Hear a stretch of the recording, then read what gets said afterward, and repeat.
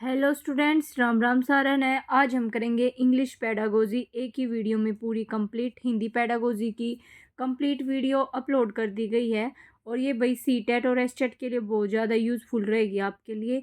जहाँ भी पेडागोजी पूछी जाती है तो वहाँ पे उन एग्ज़ाम्स के लिए तो है ही है। ठीक है, अब है देखो, इसमें हम स्टार्टिंग करेंगे।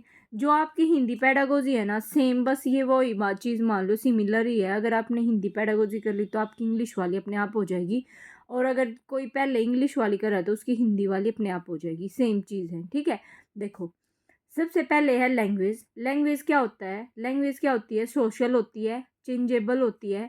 चेंजेबल का मतलब क्या होता है? जो फ्लेक्सिबल हो या फिर मोडिफेबल हो, ठीक है, जिसको आप चेंज कर सकते हो। फ्री होती है, ये रिजिड नहीं है, ध्यान रखना, लैंग्वेज कभी भी रिजिड नहीं है। फिर ये प्रिंट रिच इन्वायरमेंट होता है इसमें। सिस्टम ऑफ सिस्टम मीन्स की जितनी भी व्यवस्था होती है सारी लैंग्वेज के थ्रू ही तो होती है। It is a rule governed system होता है इसमें, मीन्स की कोर्ट में इंग्लिश यूज़ होती है, जैसे गो सरकार का वो हो गया इसमें। ठीक है, फिर है language teaching is also present in the classroom of their subject. जो भी हम पढ़ते हैं लैंग्वेज से ही तो पढ़ते हो आप क्लास में, है ना। लैंग्वेज के लिए स्क्रिप्ट मीन्स की किसी भी लिपि की ज़रूरत नहीं पड़ती। अब है text book and work book. ये क्या होता है? कंसीडर करो एज ए या एन ले लिया, ऑथेंटिक मटेरियल है इन ए लैंग्वेज क्लासरूम। ठीक है, तो टेक्स्ट बुक और वर्क बुक हो गया ये। फिर है लैंग्वेज का डेवलपमेंट कैसे होता है भाई? जब भी बच्चे का जन्म होता है, बर्थ होता है, तो वो क्या करता है? क्राई करता है, रोता है। यही चीज़ें हिंदी में है। 2 से 3 महीने का बच्चा क्या करता है? कूइंग करता है, मीन्स की वावल्स का यूज़ करता है। 6 महीने का बच्चा बैबलिंग करता है, जैसे बा डा बा बोलता है। 1 साल तक बच्चा जो है 2-3 वर्ड बोलना सीख जाता है। जो 1.5 से 2 साल का होता है तो टेलीग्राफिक स्पीच बोलता है 2 से 3 वर्ड सेंटेंस में। तो ये 100 वर्ड्स का वो कैब आ जाता है। इसकी पूरी ट्रिक है ना हिंदी पेडागोजी की में मैंने करा रखी है कि स्टेप बाय स्टेप इसको कैसे याद करना है, तो आप वो देख लेना। ठीक है, यहाँ पे मैं ज़्यादा एफर्ट नहीं लगाऊंगी, मीन्स कि यहाँ पे दोबारा से ट्रिक नहीं बताऊंगी सेम वाली। उसके बाद है लैंग्वेज नॉर्मली यूज होती है इन इनफॉर्मल कन्वर्जेशन में बट नॉट इनफॉर्मल स्पीच, और राइटिंग इज कॉल्ड कोलिक्वल।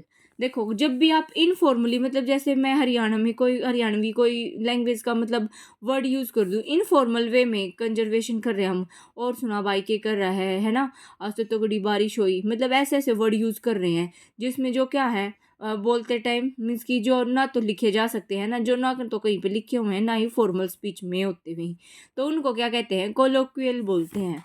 एक होता है चंक वर्ड। चंक का मतलब होता है टुकड़ों में तोड़ना। क्लू का मतलब होता है साइन। कलेक्शन कोलोकेशन का मतलब होता है 2 वर्ड को एक साथ यूज करना, जैसे बोल दे हम तगड़ी ठंड पड़ रही है ना। फिर है कोलोक्वल, वो होता है आम बोलचाल की जो भाषा होती है जो कि इनफॉर्मल होती है। ठीक है, फिर है कंपोनेंट ऑफ लैंग्वेज के। एक होता है लेक्सिकल वर्ड। ये क्या होता है भाई? ऐसा वर्ड जिसका अपना इंडिपेंडेंट मीनिंग होता है। एग्जाम्पल जैसे काऊ हो गया, car, love, as well as, जिनका अपना अपने आप में मीनिंग होगा। ठीक है, फिर है एलिप्सिस, जो ऐसे डॉट डॉट लगा देते हैं ना, कई बार आपने देखा होगा इंग्लिश लैंग्वेज में कोई पूरी बड़ी बात कह के लास्ट में ऐसे वो कह देता है।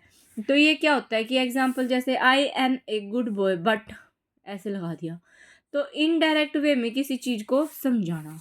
ठीक है, फिर है रियलिया। ये क्या होता है? वास्तविक जीवन से जुड़ी चीज़ों को दिखाकर पढ़ाना। ठीक है ना, जब आप जैसे मैं आपको पेन के बारे में बताऊँ और फिर मैंने पेन दिखा के भी पढ़ा दिया, देखो भाई इसको पेन बोलते हैं। It is a tangible teaching है।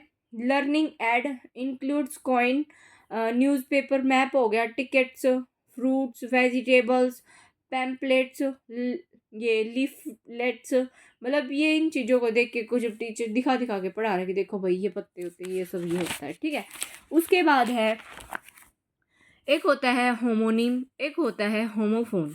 होमोनिम का मतलब क्या होता है? ए वर्ड जिसमें सेम स्पेलिंग हो, सेम प्रोनाउंसिएशन होती हो as another but with a different meaning, but meaning तो अलग होंगे उनके। होमोफोन क्या होता है? A word with same pronunciation, pronunciation तो सेम होंगी but with a different all aspect, उनमें स्पेलिंग में थोड़ा सा डिफरेंस मिलेगा। ठीक है, तो इसके एग्जाम्पल जैसे बैट बैट, ये दोनों बिल्कुल सिमिलर है। तो बैट तो क्रिकेट भी होता है, चमगादड़ भी हो सकता है। बेड में देखो, एक होता है बिस्तर, एक होता है बुरा, है ना, तो इन दोनों का मीनिंग अलग अलग होगा। ठीक है। उसके बाद है फोनेटिक्स और फोनोलॉजी। फोनेटिक्स क्या होता है? It is defined as the study of the sounds of human speech. PH से याद रखो, जिसमें हम साउंड्स, फोन कर रहे हो ना, फोन पे साउंड है तो यूज़ होगी, किसी से बात कर रहे हो तो क्या होगा, जिसमें क्या होगा, study of the sound of human speech. Phonology क्या होता है? इसमें साउंड के किसी पर्टिकुलर पार्ट की स्टडी करते हैं, जैसे मशीन हो गया, मैकेनिज्म मशीन में CH, मैकेनिज्म में CH, तो CH के बारे में स्टडी करना, मतलब किसी पर्टिकुलर उसके बारे में। फिर है फोनिम। फोनिम हमने हिंदी में भी देखा था, सवनिम जो भाषा की सबसे छोटी इकाई होती है, जो मोस्ट इंपॉर्टेंट भी है, मोस्ट रिपीटेड है प्रीवियस ईयर में। तो स्मॉलेस्ट यूनिट जो होती है स्पीच की, इसके एग्जांपल जैसे CH, PH हो गया, राम में A हो गया, जैसे काम में A हो गया, है ना। तो सिमेंटिक्स क्या होता है? और the study of meaning in a language, ये भी मैंने भाई ट्रिक से बता रखे इनको कैसे याद रखना है, तो हिंदी पेडागोजी वाली वीडियो में। तो सिमेंटिक्स होता है the study of meaning in a language, language के अंदर मतलब मीनिंग पढ़ना, किसी भी वर्ड का जैसे मीनिंग पढ़ रहे हो, या फिर इसको बोल सकते हो the quality of language in which words are used as symbols for objects, events या आइडियाज। जब आप सिंबल्स का यूज़ करके मतलब स्टडी करवा रहे हो, किसी लैंग्वेज को पढ़ा रहे हो, उसको सीमेंटिक्स में ऐसे सिंबल्स की ही वाइब आ रही है, मतलब बोल के देखोगे जब आप। फिर है सिंटैक्स। सिंटैक्स क्या होता है? इसमें जो है सेंटेंस रूल्स पर आधारित होता है।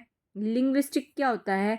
The scientific study of language and its structure including the study of grammar, syntax and phonetics, इन सब के बारे में पढ़ना लिंग्विस्टिक में आ जाता है। उसके बाद है मोरफीम। मोरफीम्स क्या होते हैं? आर द मिनिमल यूनिट्स होते हैं ऑफ वर्ड्स की that have a meaning and can not be सब डिवाइड फर्दर, जिनको दोबारा और इससे ज़्यादा आप डिवाइड ना कर पाओ। जैसे गोज में गो और ES लिख दिया, इससे अलग डिवाइड नहीं हो सकता, नहीं ऐसे थोड़ा डिवाइड हो जाएगा। फिर है diphthongs. They are double vowel sound होते हैं किसी भी वर्ड में, ठीक है। फिर है प्रैग्मेटिक्स। ये क्या होता है? जिसमें व्यवहारिक या संदर्भ में जो हम पढ़ते हैं, ये हमने पढ़ भी रखे हैं। In this branch of linguistics deals with the language in context. उसके बाद है प्रोडक्शन।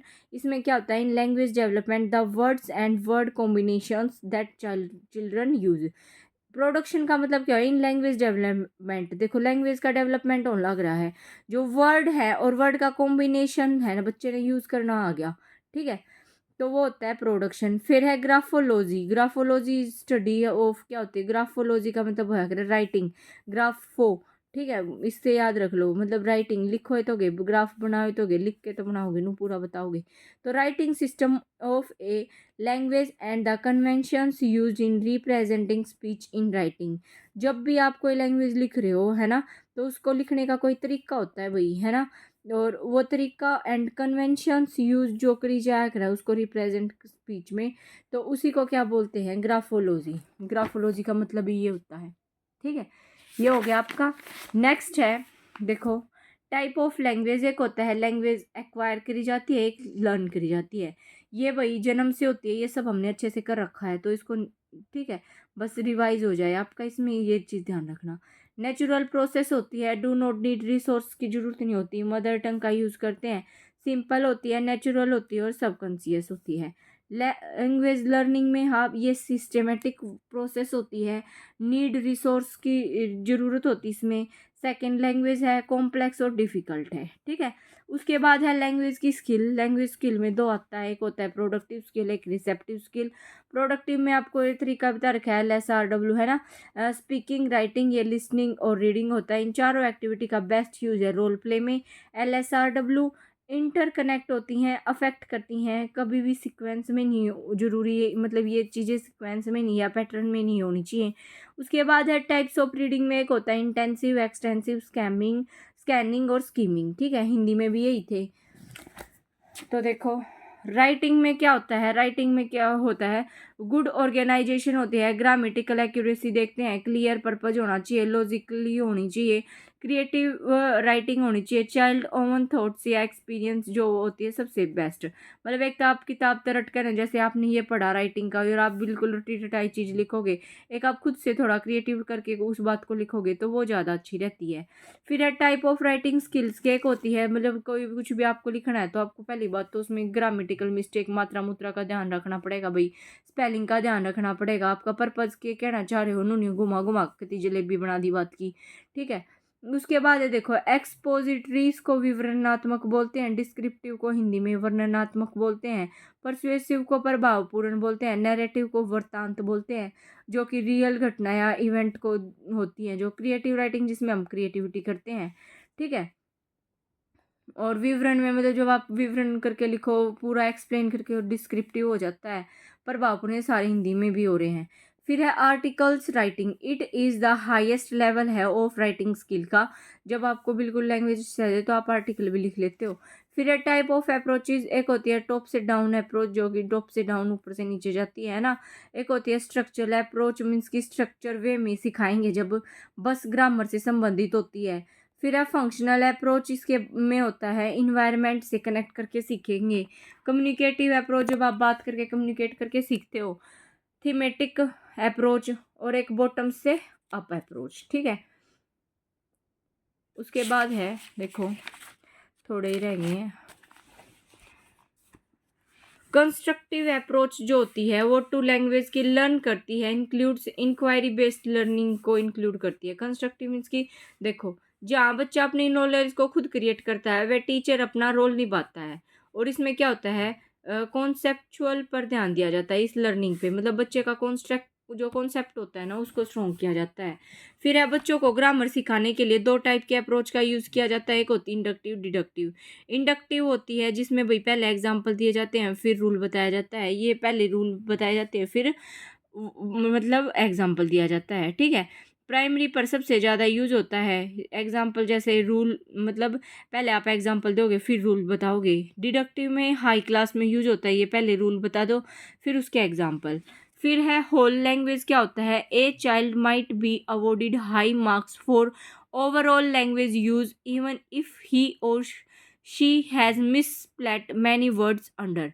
देखो होल लैंग्वेज का मतलब क्या है भाई, कुल मिलाकर नु कहना चाहो कि जब कोई लड़का है लड़की मतलब कुछ भी हो गया वो जो है ना बहुत सारे वर्ड आने गलत करने लग रहा है, तो ये child might be awarded high marks for overall language, जो मतलब पूरा उसका वो देखेंगे ना भाई, उसने थोड़ी है बस एक पॉइंट देखेंगे, पूरा वो बात क्या कहना चाहेगी तो उसने मिस्टेक करी कि तो वो उसने सारी चीज़ देखेंगे, तो होल मतलब सब कुछ देखेंगे।